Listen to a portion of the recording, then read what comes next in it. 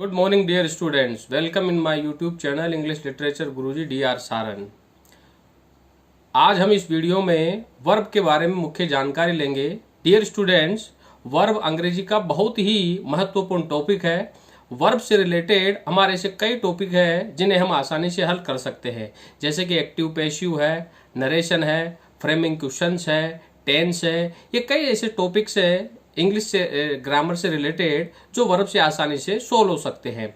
Verb अंग्रेजी की एक बैकबोन की तरह कार्य करती है। आज हम इस वीडियो में वर्ब के बारे में प्रमुख जानकारियां लेंगे। वर्ब कितने प्रकार की होती है, कौन कौन सी वर्ब कहाँ कहाँ यूज होती है और किस तरह से वर्ब के फंक्शन एक्टिव टू पैसिव में, डायरेक्ट से इनडायरेक्ट नरेशन में और फ्रेमिंग क्वेश्चन में और अन्य ग्रामेटिकल टॉपिक में कैसे यूज होती है। इस वीडियो के द्वारा आज हम इनकी पूरी जानकारी लेंगे। आइए अब हम इसके बारे में चर्चा करते हैं।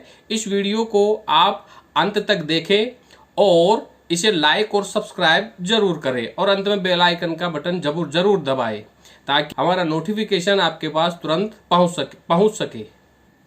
अब हम शुरू करते हैं हमारा टॉपिक वर्ब। डियर स्टूडेंट, क्रिया, an action is done by subject, that is verb. Verb, an action, state and possession, that is verb. Dear student, अब हम यहाँ चर्चा करेंगे कि वर्ब के कितने प्रकार होते हैं। There are two types verb. यहाँ पर दो प्रकार के वर्ब होती है।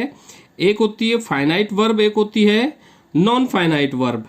फाइनाइट जो वर्ब होती है इसके दो भाग होते हैं, एक होती है ट्रांजिटिव वर्ब और दूसरी होती है intransitive verb. Dear student, finite verb which change according to subject and tense है। यह वह क्रिया होती है जो सब्जेक्ट और टेंस के अनुसार बदलती है, हम उसे फाइनाइट वर्ब कहते हैं। इसके दो भाग हैं, transitive verb and intransitive verb. Dear student, transitive verb it takes object. Transitive verb सकर्मक क्रिया होती है जो हमेशा ऑब्जेक्ट लेती है। जो वाट व हुम का जवाब दे हम उसे ट्रांजिटिव वर्ब कहते हैं। इनट्रांजिटिव वर्ब अकर्मक क्रिया होती है जिसे बिना ऑब्जेक्ट के यूज होती है। It is used without object. इसमें ऑब्जेक्ट का इस्तेमाल नहीं होता है। और इसका दूसरा भाग होता है non finite verb. Non finite verb के तीन डिवीजन होते हैं, जिसमें पहला भाग होता है इसका इन्फिनेटिव वर्ब, दूसरा होता है जेरेंड और तीसरी होती है पार्टिसिपल वर्ब।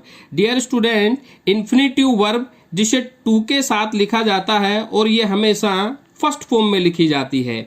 जेरेंड वर्ब में हम वर्ब की फर्स्ट फॉर्म के साथ आईएनजी लगाकर इसे लिखते हैं और यह वर्ब हमेशा नाउन का काम करती है जिसे हम सब्जेक्ट और ऑब्जेक्ट में लिखते हैं। पार्टिसिपल वर्ब जो होती है ये एक विशेषण के तौर पे यूज की जाती है जिसके तीन भाग होते हैं। अगर हम बात करते हैं पार्टिसिपल वर्ब के तो पार्टिसिपल्स तीन प्रकार के होते हैं, जिसमें पहला प्रकार है प्रेजेंट पार्टिसिपल,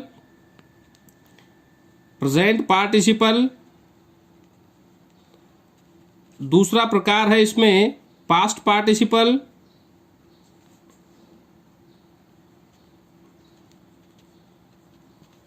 और तीसरा प्रकार है इसमें परफेक्ट पार्टिसिपल। इस तरह से ये हमारे तीन पार्टिसिपल बनते हैं। डियर स्टूडेंट, पार्टिसिपल वर्ब एक विशेषण के रूप में काम करती है। अब हम यहाँ ट्रांजिटिव और इंट्रांजिटिव के अलग अलग भागों के बारे में पहले जानकारी लेंगे। तो हमने यहाँ लिखा है ट्रांजिटिव वर्ब किसे कहते हैं और ये कितने प्रकार की होती है। Dear student, this verb always takes object. यह क्रिया हमेशा ऑब्जेक्ट लेती है और यह वाट व होम का जवाब देती है, उसे हम ट्रांजिटिव वर्ब कहते हैं। ट्रांजिटिव वर्ब के दो भाग होते हैं, एक मेन वर्ब होती है और दूसरी एक्साइलरी वर्ब होती है। अगर बात हम मेन वर्ब की करते हैं तो मेन वर्ब मुख्य क्रिया, आप इसे लेक्सियल वर्ब भी कह सकते हैं, इसे हम लेक्सियल वर्ब भी कहते हैं। This verb uses according to subject, यह सब्जेक्ट के अनुसार यूज होती है। This verb also defines the form of tense, और ये हमेशा टेंस को डिफाइन करती है। मेन वर्ब से ही हम टेंस की पहचान करते हैं। This verb can be used with S, ES, ING, ED, D, T, N. इन वर्ब के हम लगा सकते हैं। इन्हीं वर्ब को हम first form, second form, third form, ING form आदि में लिखते हैं। फर्स्ट फॉर्म में इसे लिख सकते हैं, सेकंड फॉर्म में, थर्ड फॉर्म में, आईएनजी में और एस या ईएस लगाकर इस वर्ब को लिखा जा सकता है। ये मेन वर्ब होती है। अगर हम बात करते हैं एक्सिलरी वर्ब की, जिसे सहायक क्रिया कहते हैं, आप इसे हेल्पिंग वर्ब भी कह सकते हैं।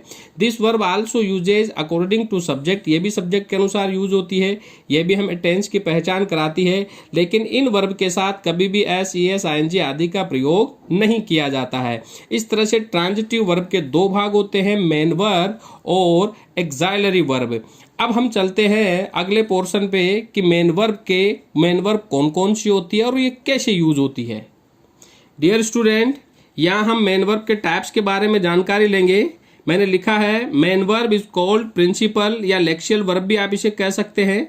Main verb can write in first, second, third, fourth form जिसमें आईएनजी आती है और फिफ्थ फॉर्म जिसे एस या एस आती है, इसमें लिखा जा सकता है।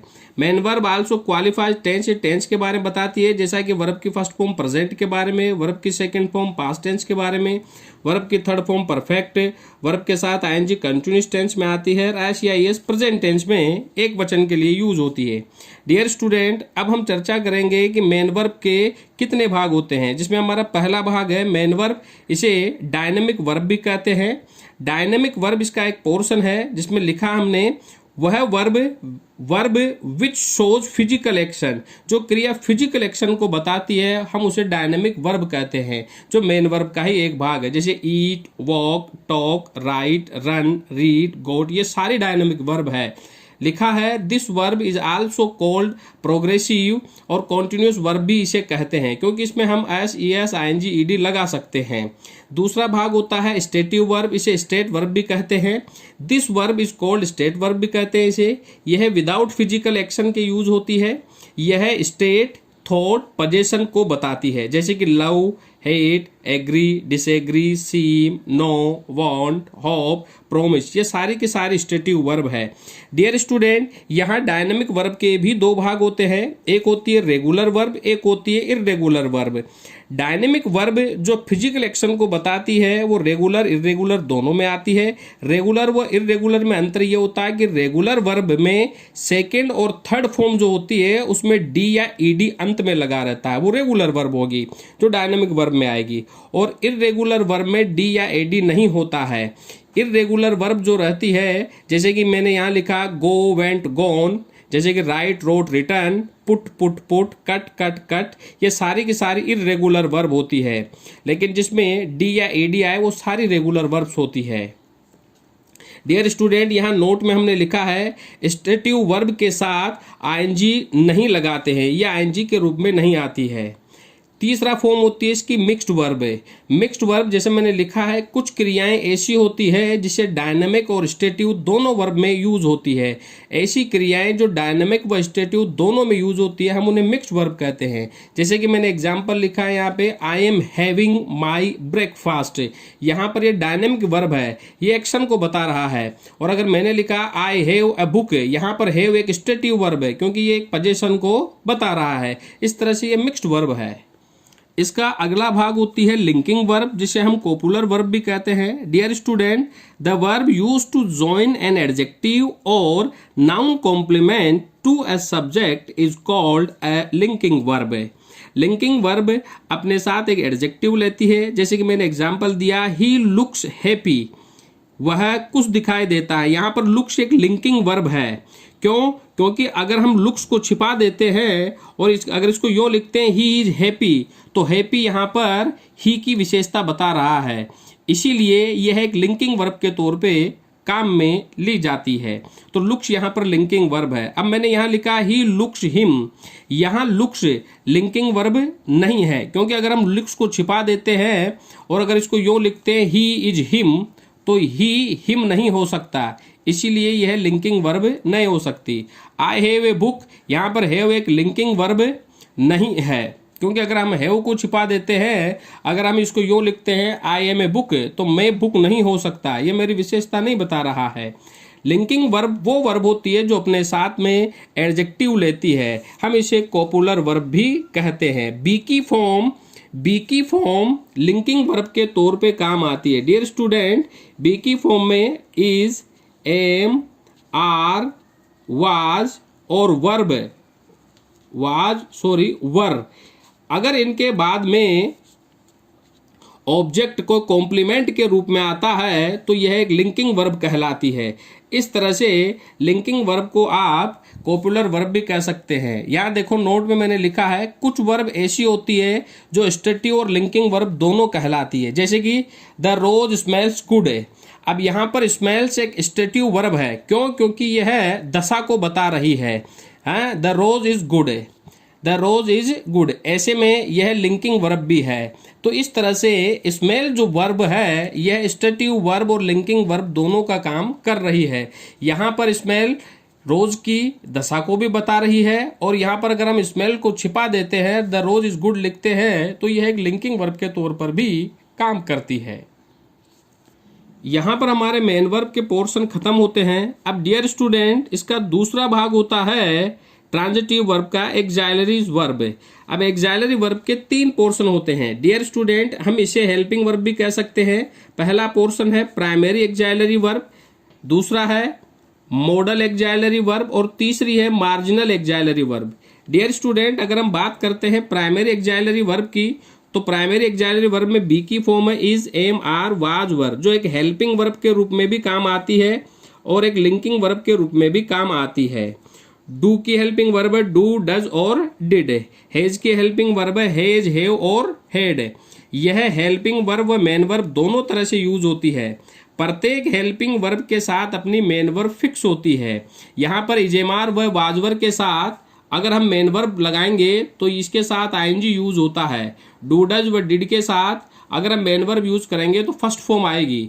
हैज और हेड के साथ अगर हम वर्ब यूज करेंगे तो वर्ब की थर्ड फॉर्म आएगी। इस तरह से अगर टेंस के अकॉर्डिंग देखा जाए तो इनके साथ अपनी मेन वर्ब फिक्स होती है। जैसे इजेमार वाजवर के साथ आईएनजी, डू, डज, डिड के साथ फर्स्ट फॉर्म, हैज और हेड के साथ थर्ड फॉर्म। सिंगुलर और प्लूरल, इन्हें 2 भागों में बांटा जाता है। डियर स्टूडेंट, यहाँ पर अगर हम प्राइमरी एक्साइलरी की बात करते हैं तो सिंगुलर प्राइमरी वर्ब है यहाँ पे इज, वाज, डज, हैज और डिड हैव बहुवचन में आती है। अगर बात हम प्लूरल की करते हैं, am, are, do, did, have और हैड, हैड एक वचन और बहुवचन दोनों में यूज होती है, अतः यह बहुवचन हेल्पिंग वर्ब है। अब है इसका दूसरा भाग मॉडल एक्साइलरी वर्ब, जिसे भाववाचक क्रिया कहते हैं। हेल्पिंग वर्ब और मॉडल दोनों में अंतर होता है। हेल्पिंग वर्ब सब्जेक्ट के अनुसार चेंज होती है, मॉडल सब्जेक्ट के अनुसार चेंज न होकर भाव के अनुसार चेंज होती है।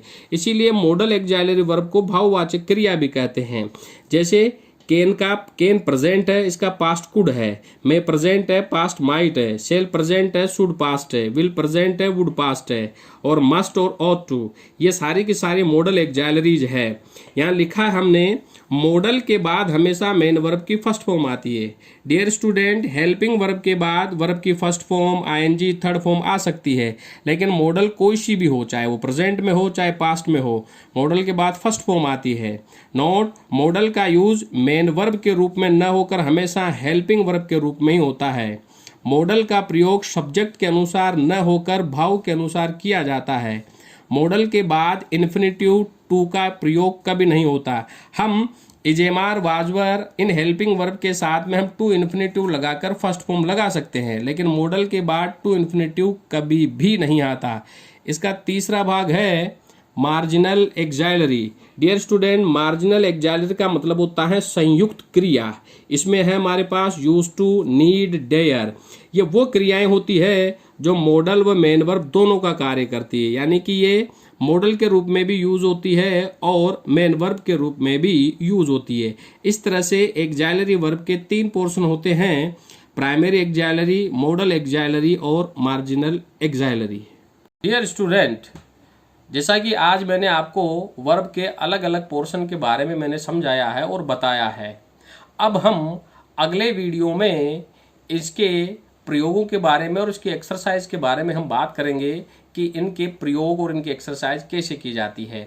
आज जो मैंने आपको बताया है ये केवल वर्ब के डिवीजन को लेकर के मैंने आपको समझाया है, जिसमें मैंने फाइनाइट, नॉन फाइनाइट वर्ब के बारे में आपको समझाया है, जिसमें ट्रांजिटिव, इंट्रांजिटिव वर्ब का यूज होता है। इस तरह से अब हम अगले वीडियो में इनकी नॉन फाइनाइट जो वर्ब होती है, जो इन्फिनिटिव वर्ब होती है, जिसकी जेरेंड होती है, पार्टिसिपल्स होते हैं, इनके यूज कैसे होते हैं और ये किस तरह से हमारे वाक्य बनाने में, टेंस में, एक्टिव पैसिव में, नरेशन में, फ्रेमिंग क्वेश्चन में ये किस तरह से यूज होती है, इसकी चर्चा अब हम अगले वीडियो में करेंगे। आप इसे लाइक और सब्सक्राइब जरूर करें। Thank you.